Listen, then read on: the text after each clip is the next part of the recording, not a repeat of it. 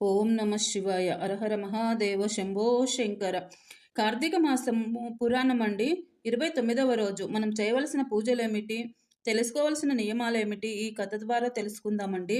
Please అండి, ఒకే ఒక like request చేసుకుంటున్నానండి. మీరు చేసే ఒక లైక్ నాకు ఎంతో ఉపయోగపడుతుందండి. ప్లీజ్.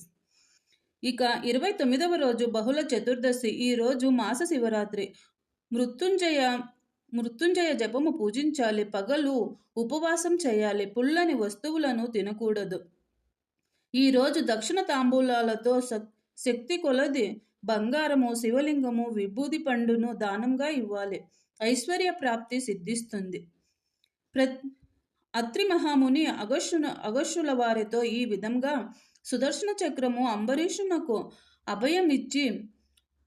ఉభయమునిచ్చి రక్షించిన విధనముగా చెప్పి మరలా ఈ విధంగా చెప్పసాగారు. ఆ తరువాత అంబరీషుడు దుర్వాసుని పాదములకు నమస్కరించి పాదములను కడిగి ఆ నీటిని తన శిరస్సుపై చల్లుకొని, ఓ మునేశ్వర, నేను సంసార మార్గమునందు ఉన్న ఒక సామాన్య గృహస్థుడను. నా శక్తి కొలది శ్రీమన్నారాయణుని సేవిస్తూ ద్వాదశి వ్రతము చేస్తూ ప్రజలకు ఎలాంటి ఆపద రాకుండా ధర్మముతో రాజ్యపాలన చేయుచున్నాను. నా వలన మీకు కలిగిన కష్టమును నన్ను మన్నించండి, క్షమించండి.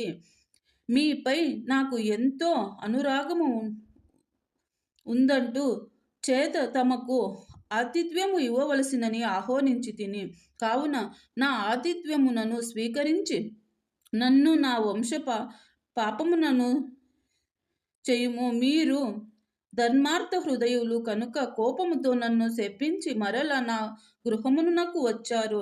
నేను ధన్యుడను. మీ రాక వలన సుదర్శన చక్రమునను చూసే భాగ్యము నాకు కలిగినది.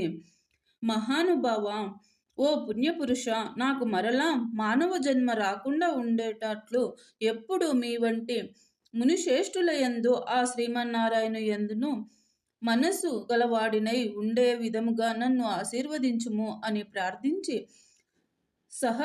సహభక్తి భోజనమునకు రావలసినదిగా ఆహ్వానించాడు.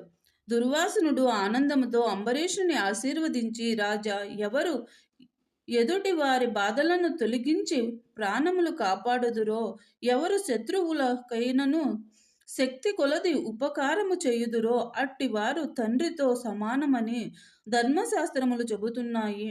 నీకు నాకు తండ్రితో సమానమైన వాడవు. నేను నీకు నమస్కరించినచో నాకంటే చిన్నవాడవు అగుట వలన నీకు ఆయుక్షీణము కలుగును. అందుచేత నీకు నమస్కరించుట లేదు. నీవు కోరిన చిన్న కోరికను తప్పక నెరవేరుస్తాను. పవిత్ర ఏకాదశి వ్రత నిష్ఠుడవు ఆగు. నీకు మనస్తాపమునను కలిగించినందుకు వెంటనే నేను తగిన ప్రాయచిత్తము అనుభవించెదను. నాతో భోజనము చేయుట నా భాగ్యము అని దుర్వాస మహాముని అంబరీషుని కోరిక ప్రకారము సంతృప్తిగా భోజనము చేసి అతని భక్తిని ప్రశంసించి అంబరీషుని దీవించి తన ఆశ్రమమునకు వెళ్ళాడు. ఆ వృత్తాంతయందు కార్తీక శుద్ధ ద్వాదశి రోజున జరిగినది కావున ఓ అగస్య మహాముని, ద్వాదశి వ్రత ప్రభావము ఎంతటిదో గ్రహించితివి గదా. ఈ రోజున శ్రీ మహావిష్ణువు క్షీరసాగరమునందు శేషసన్యపై నుండి లేచి ప్రశాంతంగా ఉండును. కనుకనే ఆ రోజుకు అంతటి మహిమ కలిగినది. ఆ రోజు చేసిన పుణ్యము ఇతర దినములలో పంచదానములు చేసినంత పాపము లభించును. ఎవరైతే కార్తీక శుద్ధ ఏకాదశి రోజున పూర్తి ఉపవాసము ఉండి పగలంతా హరినామ సంకీర్తనలతో గడిపి ఆ రాత్రంతా జాగరణ చేసి ఆ మరునాడు అనగా ద్వాదశి నాడు తన శక్తి కొలది శ్రీమన్నారాయణునకు ప్రీతి కొరకు దానమును ఇచ్చి బ్రాహ్మణులతో కూడి భోజనములు చేయును, అట్టి వారి సర్వ పాపములు ఈ వ్రత ప్రభావము వలన పటాపంచలైపోవును. ఆనాడు ద్వాదశి గడియలలోనే భోజనము చేయవలను.